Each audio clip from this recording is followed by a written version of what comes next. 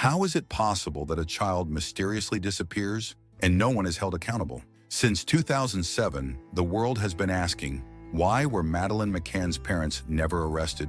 Today you will discover the backstage of an investigation full of mistakes, privileges, and unanswered questions. A child mysteriously disappears. The police find inconsistencies in the parents' statements. 2 sniffer dogs indicate the scent of blood and a corpse inside the apartment, and also in the family's car. A diary presents disturbing phrases. The crime scene is tampered with. Nothing is preserved.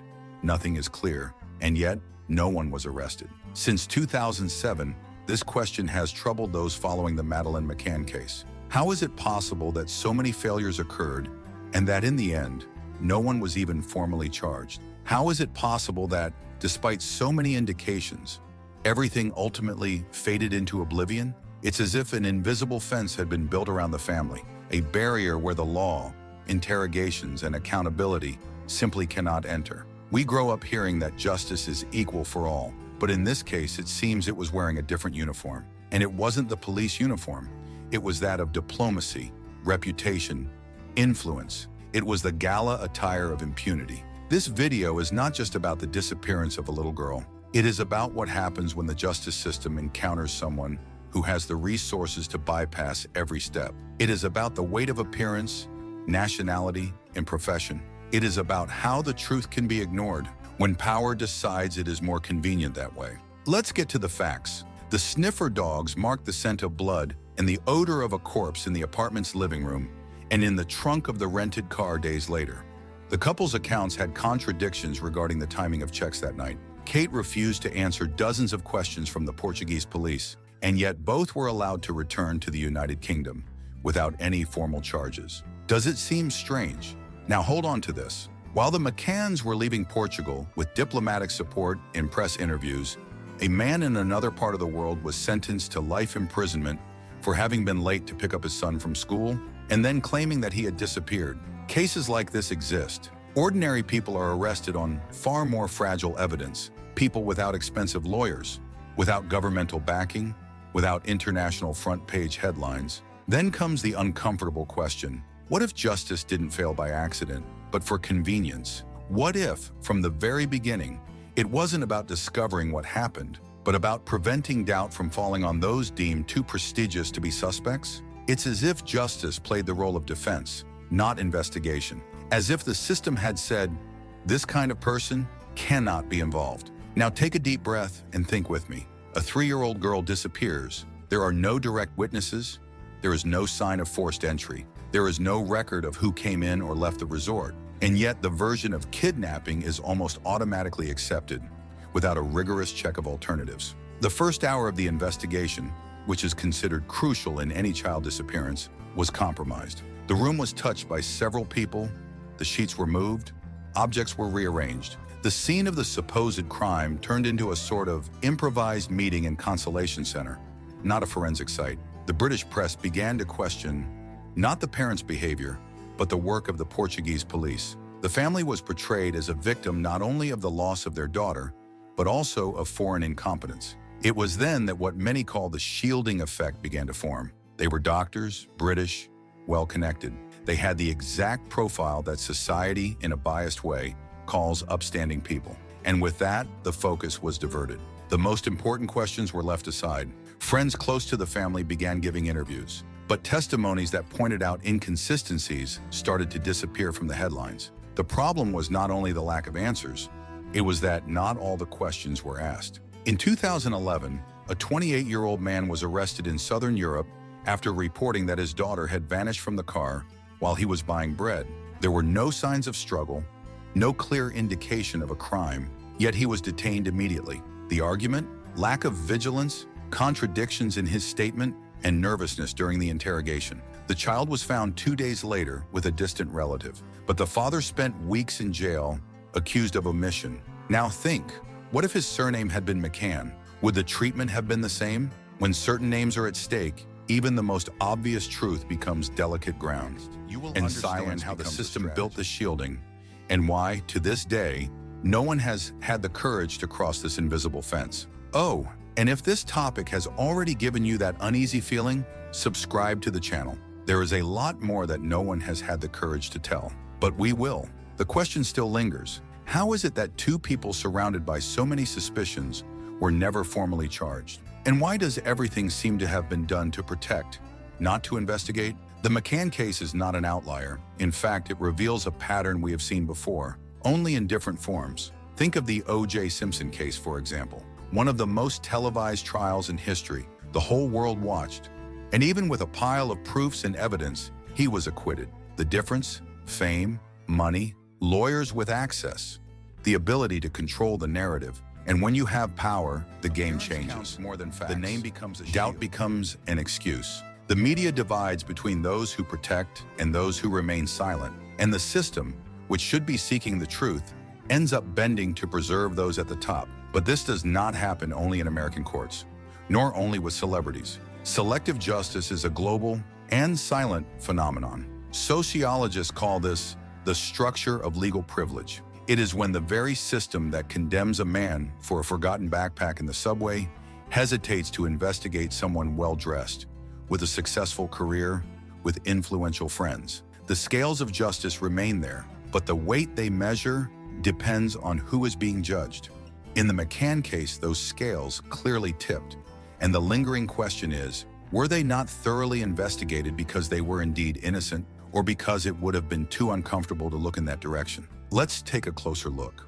The McCann couple consisted of two British doctors from the upper middle class, staying at an expensive European resort in a tourist region of Portugal. They were charismatic, articulate, good-looking, with firm discourse. They were treated from the very beginning as victims of a great misfortune, and not as potential pieces of a poorly assembled puzzle. The British media embraced them. So did the United Kingdom's diplomacy. The day after the disappearance, government agents were already offering support. Funds were created, lawyers hired, campaigns organized. All that even before basic questions were asked. Meanwhile, the Portuguese police, with limited resources, tried to investigate without causing offense. But the pressure was brutal. With every doubt raised came headlines. Incompetent Portuguese. Family suffers due to lack of preparation. It was as if questioning the McCanns was taboo.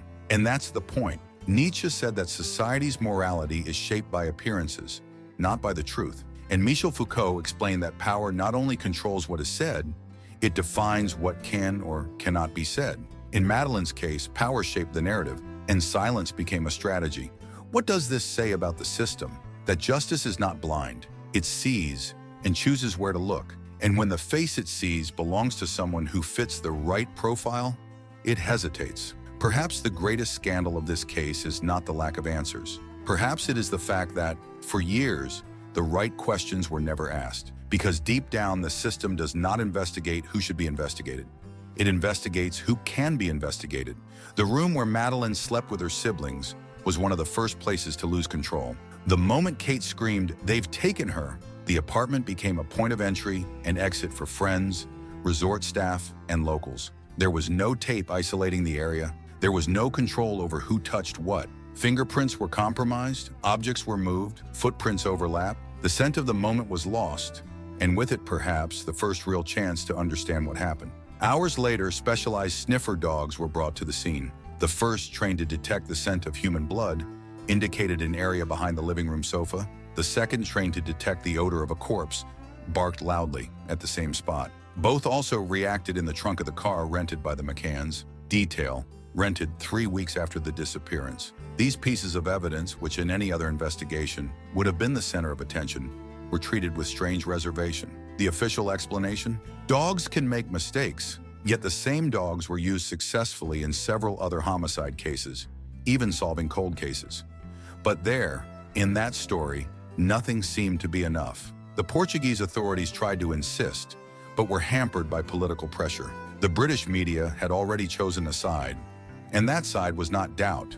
It was the comfortable certainty, a kidnapping. From that point on, everything that did not fit that version was classified as noise. A diary with strange phrases, emotional reaction, conflicting testimonies from friends, faulty memory, traces in the car, coincidence. It was as if the entire system had been calibrated to protect a single hypothesis and to avoid all others. Imagine trying to solve a puzzle with pieces that are wet, some blurred, and others simply hidden. That was the scenario of the investigation. Reports even pointed out serious forensic failures, such as the absence of evidence of forced entry, the failure to isolate the crime scene, and the early contamination of physical evidence. But all of that was overshadowed by an already constructed narrative where the couple was untouchable. And that untouchability came not only because of their pain, it came because from the start, they were not seen as for the collective grief, as if even raising a suspicion against them would be a cruelty,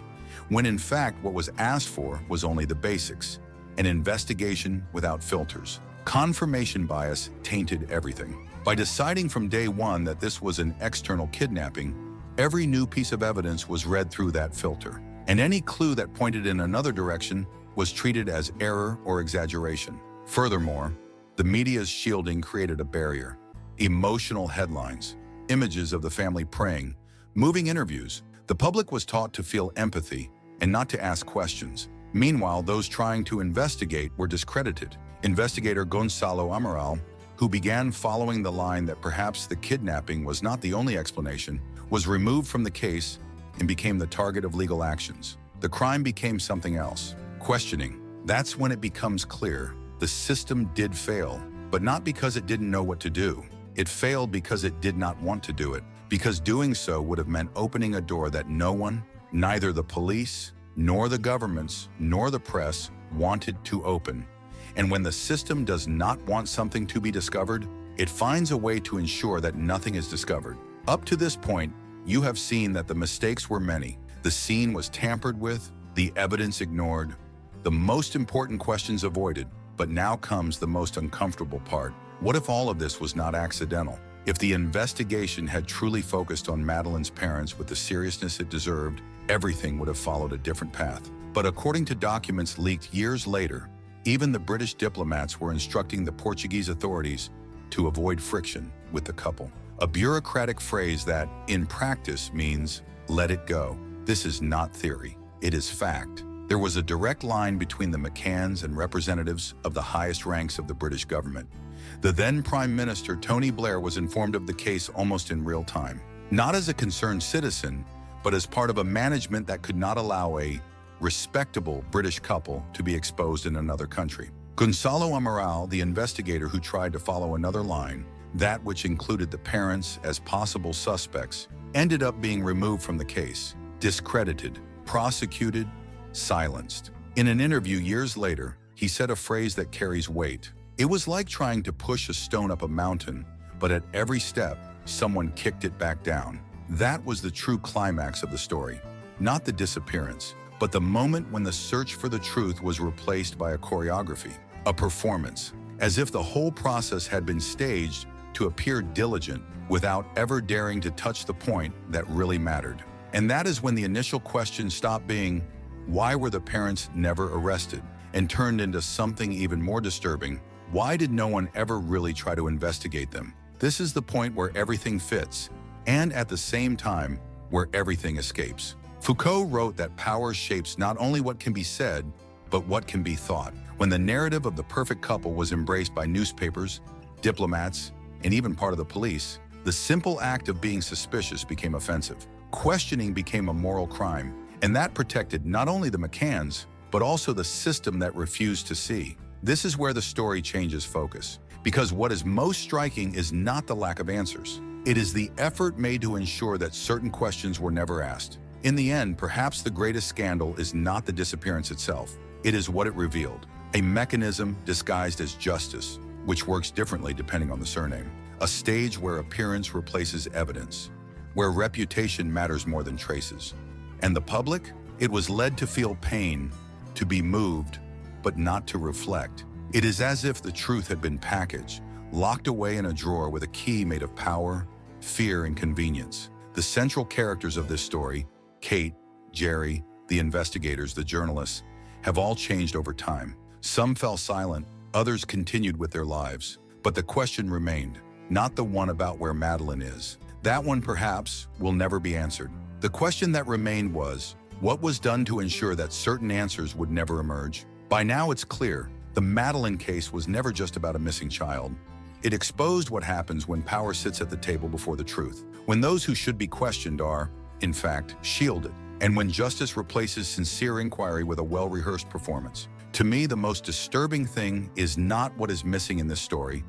It is what was chooses who can be investigated and who cannot. Justice ceases to be justice. It becomes a theater, and the audience watches, applauds, is moved, but never knows what lies behind the curtain. The silence of the institutions in this case screams louder than any testimony, and it screams because it protects. Because exposing this truth completely would mean admitting that, yes, there is a game with different rules for those with the right context, the right image, the right surname. Carl Jung once said, "Until you make the unconscious conscious, it will direct your life, and you will call it fate." Now think, if this happened before the eyes of the whole world, what else is being protected in the dark? And look, if this topic left you uneasy, suspicious, wanting more, in the next video we are going to follow an even more tense path. A story where power not only erased evidence, it chose who could disappear without leaving traces. And perhaps, once again, no one was held accountable. It is the kind of story that does not give you peace, but it gives you perspective.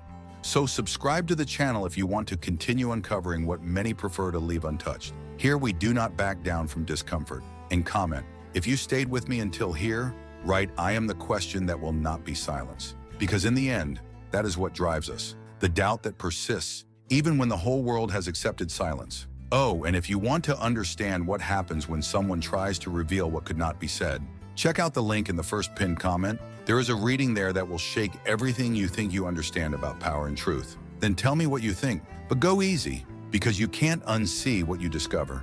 And perhaps it is precisely for that reason that cases like Madeleine's remain alive. Not because they wait for an ending, but because they reveal what we normally try to ignore. That the truth, more often than not, does not disappear. It is elegantly buried, with pre-made speeches, pleasant faces, and headlines that steer the narrative as if it were a script. Only that in the middle of this theater, there is always someone who does not forget, who keeps asking, who refuses to accept silence as the answer. And if you are here now reading until the last line, it is because you also feel that there is something in this story that has not yet been fully told.